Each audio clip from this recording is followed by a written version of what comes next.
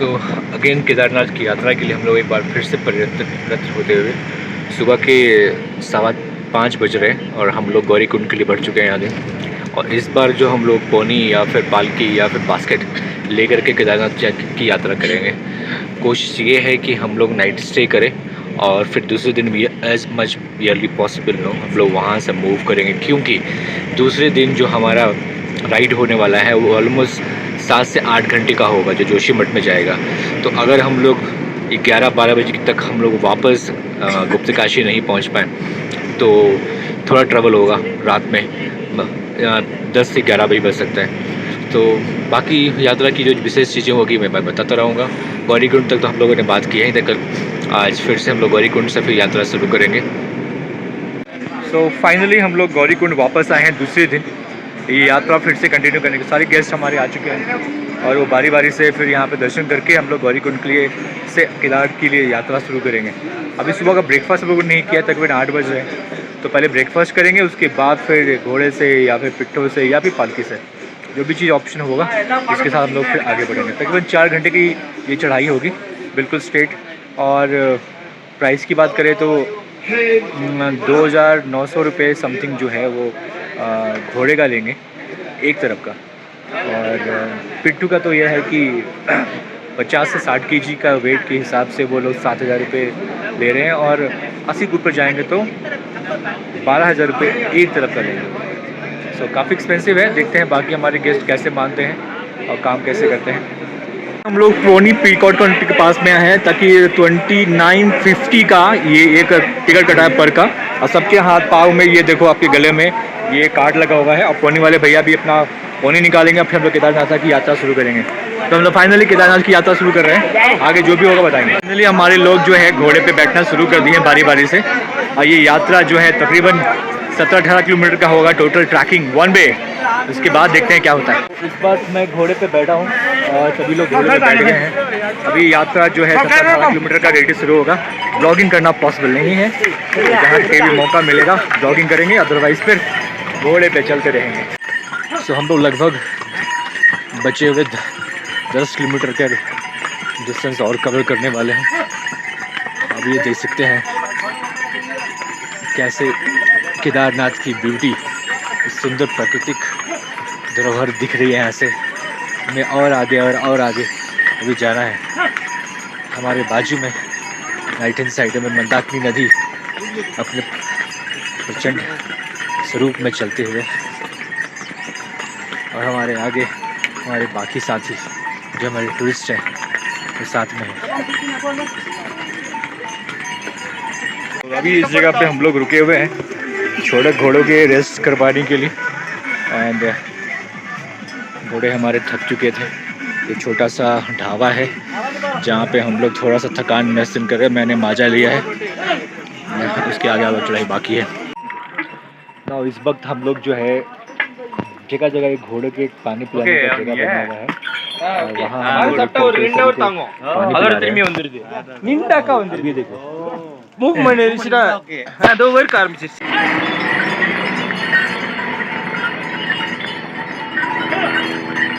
सो 3 kilometre और बचा हुआ है। आप नीचे का नज़ारा देखिए, नीचे कुछ भी नहीं दिख रहा, टोटल फॉग है, मिस्ट है।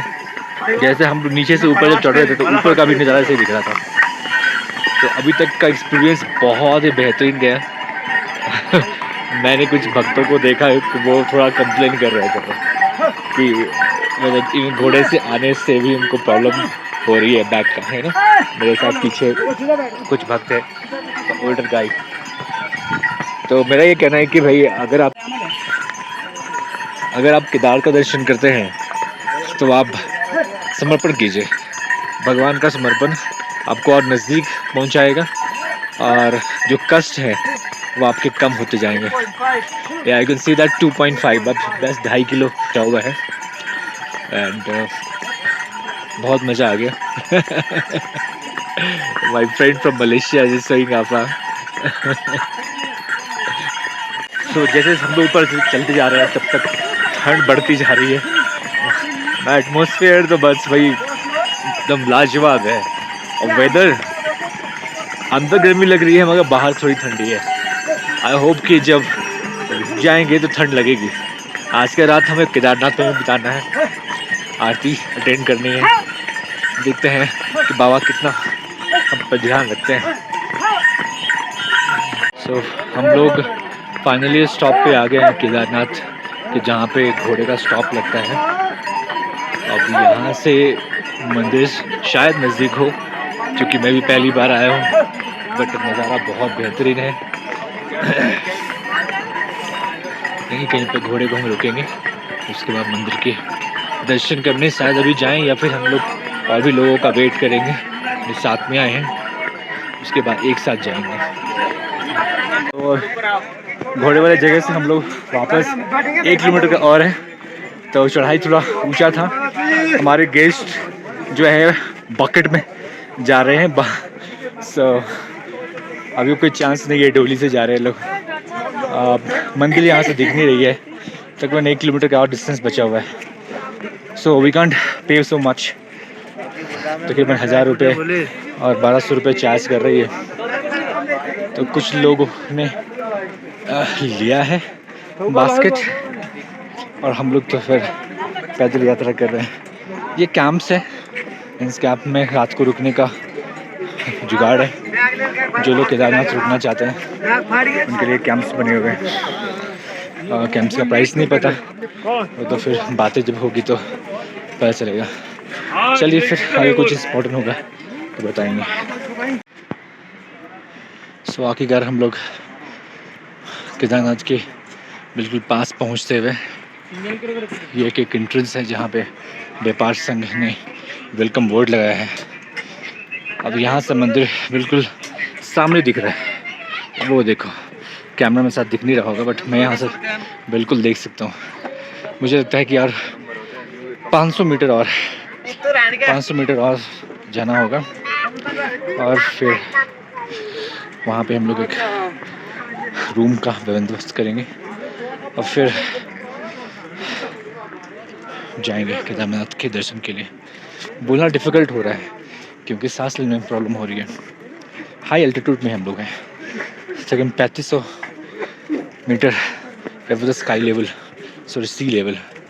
सो ये डिफरेंसेस हैं। सो दोपहर के 3:30 बज रहे हैं और हम लोग केदारनाथ ऑलमोस्ट पहुंचने वाले हैं। मंदिर बिल्कुल पास में है। अब यहाँ से जो है भूख लग गई, तो हम लोग एक लोकल स्टॉप पे रुके हैं। यहाँ पे मैंने रोटी ऑर्डर की है। रोटी खाने से तृप्ति मिलती है। 4 रोटी और 1 दाल, सिंपल भाई, बस इतना में पेट भर जाएगा। बाकी लोग अपना अपना ऑर्डर कर रहे हैं। कोई लोग मैगी ऑर्डर कर रहे हैं, कोई समोसा, कोई चाय। और उसके बाद मैं भी जाऊंगा सबके लिए कमरा ढूंढने के लिए, और कमरा ढूंढने के बाद दर्शन के लिए फिर तैयारी करेंगे। तकरीबन 4:30-5 बजे तक दर्शन होने के चांसेस हैं।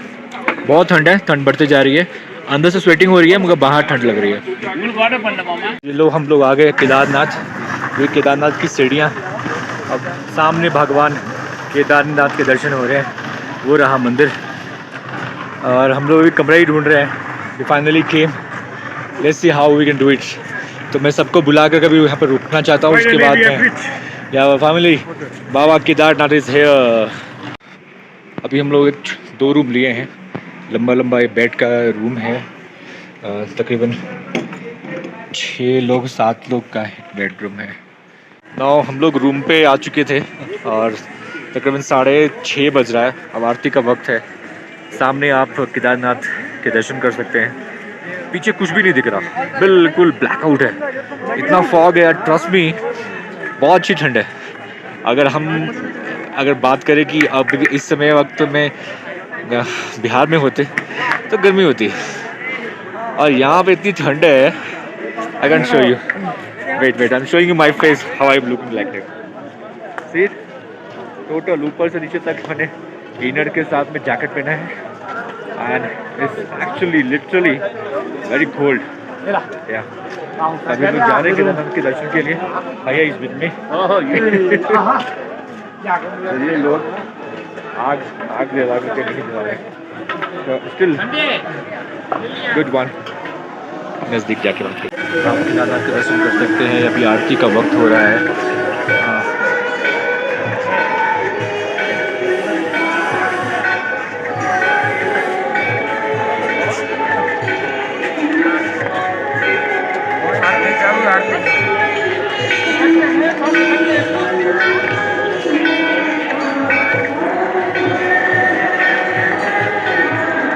इस वक्त हम लोग जा रहे हैं केदारनाथ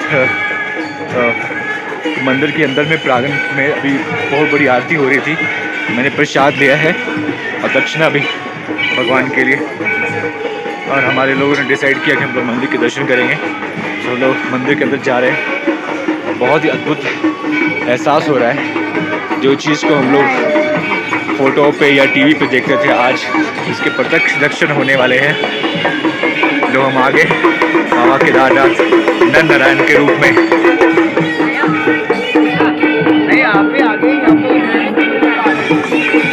तो हम लोग मंदिर के गर्भगृह में गए थे, बहुत सुंदर दर्शन हुआ। ये देखिए केदारनाथ का ये भव्य मंदिर आदि शंकराचार्य ने उसको रेनोवेट करवाया है, और बहुत ही विशाल।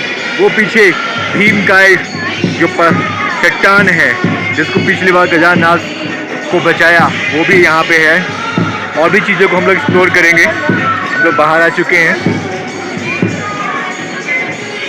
बहुत ही आश्चर्य की बात है, मैं अभी केदारनाथ के पास हूँ और यहाँ पे आप देखो कि बहुत सारे नेपाली लड़के जो अपना घर द्वार छोड़कर सिर्फ सीज़न में यहाँ आकर के ये पिट्ठू देख रहे हो आप, जिस तरह से ये पिट्ठू बना हुआ है ना, ये इसको जो कंडी बोलते हैं, द कंडी।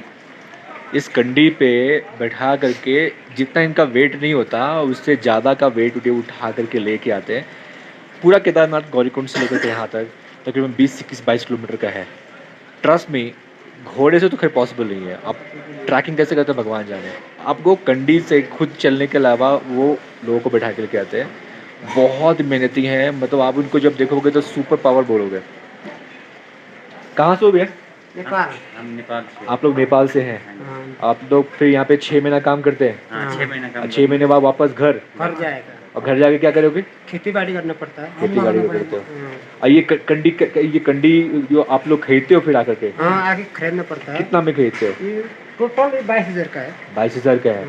तो हर एक नए साल में जब आप आते हो तो नई कंडी खरीदते हो और फिर 1 साल के बाद फिर से वो पुराना हो जाता है। पुराना हो जाता है। ये सीजन टाइम में नया खरीदना पड़ता है, उसके बाद फिर चले जाएगा। अभी जब केदारनाथ में आपको रहना होता है या फिर नीचे गौरीकुंड में रहना होता है तो कहाँ रहते हो आप? होटल में। होटल में पैसा दे करके? पैसा दे कर रहते हो? उससे खाली नहीं, होटल नहीं मिलेगा। आपका घर जो नेपाल में है वो कैसा है, मतलब झोपड़पट्टी है वैसा कैसे? झोपड़िया है, मिट्टी का ढलान है। मिट्टी का ढलान है। तो फिर नेपाल कैसे आते हो? इस साइड में कैसे आते हो? हम बाई ट्रेन बस से आता है। By bus? यूपी से। यूपी से होते हुए आते हैं। कौन सा बॉर्डर? उत्तराखंड हो गए। यूपी में कौन सा बॉर्डर क्रॉस करते हो? रुपटिया। रुपलिया।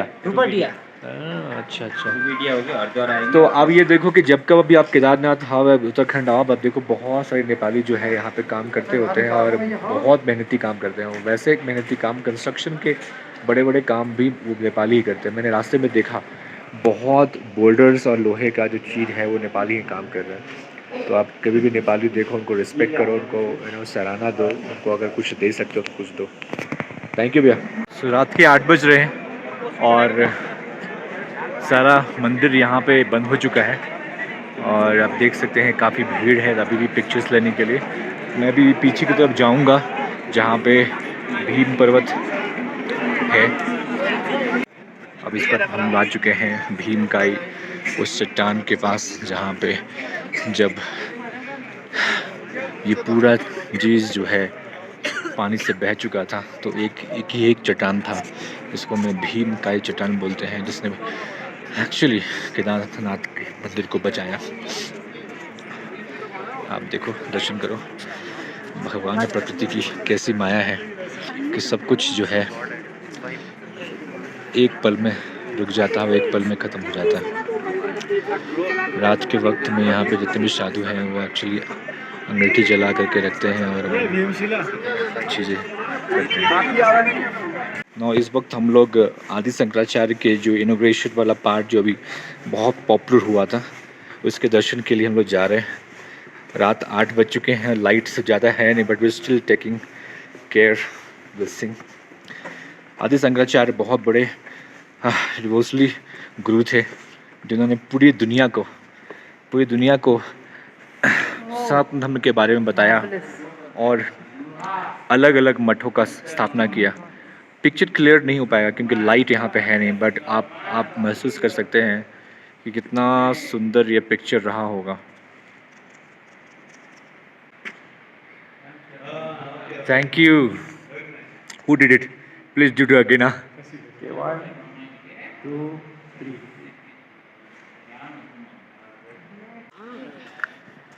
ऑलमोस्ट 8:45 बज रहा है और ये पीछे केदारनाथ का पीछे का पार्ट है। ये पीछे बैरिकेशन हुआ है। जब बाढ़ आई होगी तो ये बैरिकेशन था नहीं। अब देखो पूरा अच्छे से बैरिकेशन हुआ, किसी भी तरह से चीज़ों को प्रोटेक्ट किया जाता है। यहाँ पे बहुत सारे साधु महात्मा भी हैं जो रात को बैठते हैं यहाँ पे, यही रहते हैं, आधी रात को भी यही रहते हैं। बहुत सारा टेंट है यहाँ पे, इनकी धुनी चलती है। आदि शंकराचार्य के ये मुझे फॉलोअर्स हैं और बड़ा ही मनोहर दृश्य है यहाँ पे। एक्चुअली ये ब्लॉग और भी इंटरेस्टिंग होता अगर मैं थोड़ा दिन में शूट कर पाता, बट एनी हाउ बहुत पीसफुल है यहाँ पे। लोग बैठ के अभी तक भी मंत्रों का उच्चारण कर रहे हैं और हम लोग कोशिश करेंगे कि सुबह के लिए यात्रा बैक हम लोग वापस करें। इस ब्लॉग को हम लोग यहीं फिनिश करना चाहेंगे। कल की यात्रा हमें जोशीमठ लेके जाएगा और जोशीमठ का राइड जो है ऑलमोस्ट 8 घंटे का है। So we have no idea when we are reaching back, क्योंकि यहाँ से उतरते में ही 4 घंटे लगेंगे। तो 4 घंटे अगर हम लोग सुबह स्टार्ट नहीं कर पाए तो फिर दिक्कत हो जाएगी। So let's see. सभी लोग आ रहे हैं, थके हैं, भूखे भी हैं और एडजस्टमेंट के साथ में ज़िंदगी जी रहे हैं।